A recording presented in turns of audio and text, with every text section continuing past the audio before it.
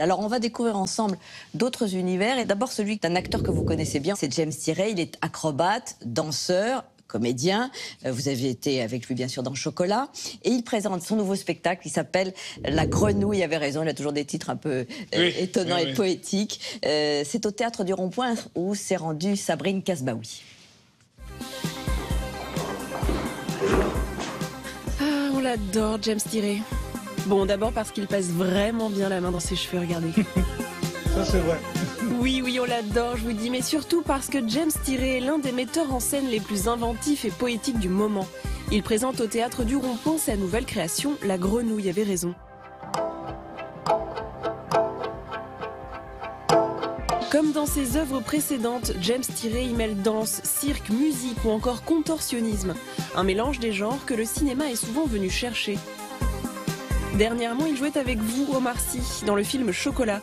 Mais on l'a vu aussi dans Mes séances de lutte de Jacques Doyon ou encore dans Liberté de Tony Gatliff. À l'écran comme sur les planches, James Tiré fait parler son corps. J'ai tendance à vouloir être éreinté à la fin de l'expérience. Vraiment avoir senti un truc qui a traversé méchamment.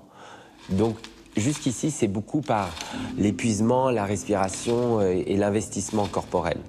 Et avec le temps, et avec les courbatures, et avec les blessures, il y a aussi d'autres choses qui arrivent, c'est aussi l'expérience plus subtile du jeu et de l'association chimique comme ça entre une corporalité très libre et un sentiment très particulier et humain, quoi, tout simplement. Petit-fils de Charlie Chaplin, James Tiré a été biberonné aux arts circassiens par ses parents.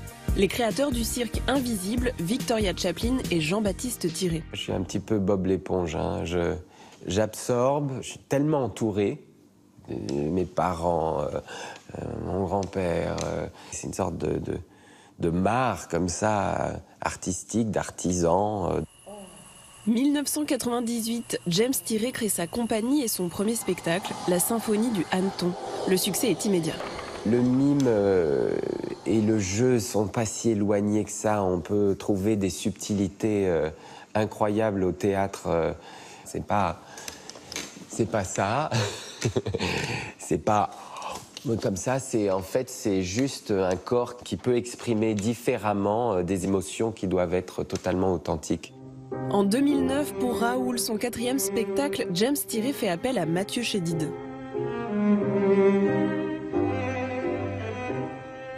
Je lui ai parlé du spectacle, je bougeais devant lui, il avait sa guitare et puis il m'a fait une bande-son comme ça de Raoul, de beaucoup de moments dans le spectacle que j'ai utilisé. C'était incroyable, c'était à partir d'un thème de Schubert et il a juste brodé là-dessus dans son salon. James Tiré va lui renvoyer l'ascenseur pour son album Il en 2013. À un moment, il venait, il cherchait ou une lunette, il voulait plus avoir la coiffure et tout ça. Et puis j'étais en répétition, puis je prends une petite scie comme ça, et puis j'avais un plexiglas, parce que dans Tabac Rouge, il y a des miroirs partout, et un plexiglas avec un miroir.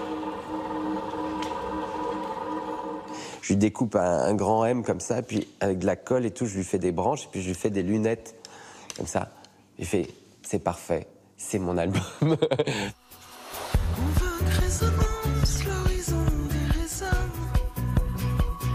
De Peter Greenaway pour le Prosperous Book à Chocolat de Roche Dizem, en passant par Claude Miller pour Voyez comme il danse, au cinéma, les choix du comédien sont souvent intenses. Mes incursions au cinéma, ça part toujours d'une envie d'expérience d'interprète. Et au cinéma, cet aspect, cette entrée en matière comme ça, très physique, charnel, m'intéresse. Merci. Qu'est-ce que vous aimez dans l'univers de James Tiré? C'est que c'est le sien. Il a créé ça tout seul, en fait. Et j'admire beaucoup ça. C'est que, comme il le dit, c'est une éponge. Et il a eu une enfance incroyable de grandir au milieu de tout ça, de tous ces artistes que composait la troupe de ses parents. Et puis son héritage aussi. C'est un héritage qui est lourd quand même pour James. C'est quand même balèze qu'il a comme héritage. Et lui, ce qu'il en a fait, c'est qu'il s'est protégé dans un truc qui est assez dingue. De là d'où je viens, c'est assez inaccessible pour moi. C'est trop lointain. Et en m'approchant et en me frottant à lui, même au sens premier du terme, parce qu'on a fait des répètes pendant 4 semaines, on était collés l'un à l'autre pour nos numéros, on s'est vraiment frictionné. Et quand il fait son truc avec le mime, moi, le mime, je ne le voyais que comme ça avant de rencontrer James. Et aujourd'hui, dans mon jeu, j'ai ça en plus. Et ça, c'est grâce à l'expérience que j'ai traversée avec lui. Alors ça, c'était donc dans le film Chocolat, oui. où vous incarniez ce clown noir qui s'émancipe, qui devient le premier connu, mais qui finalement va mourir tout seul. Et oui. C'était important pour vous de raconter cette histoire de ce racisme anti-noir, ou en tout cas de faire réfléchir sur ces questions. Déjà, le fait qu'on l'oublie était quelque chose d'injuste pour moi. Et j'avais envie de réparer ça. Et effectivement aussi qu'on se pose la question, puisqu'on raconte ce qui s'est passé il y a 100 ans, et qu'on commence à regarder comment on est aujourd'hui, et voir si on a vraiment progressé suffisamment ou pas assez. Voilà, juste porter un regard sur le passé était aussi une manière d'interroger le présent, voilà, sur le racisme et ces choses-là. Comme c'est... un discours que j'aime pas avoir comme ça en promo sur un canapé, tout ça, je pense que le meilleur moyen, c'est les films.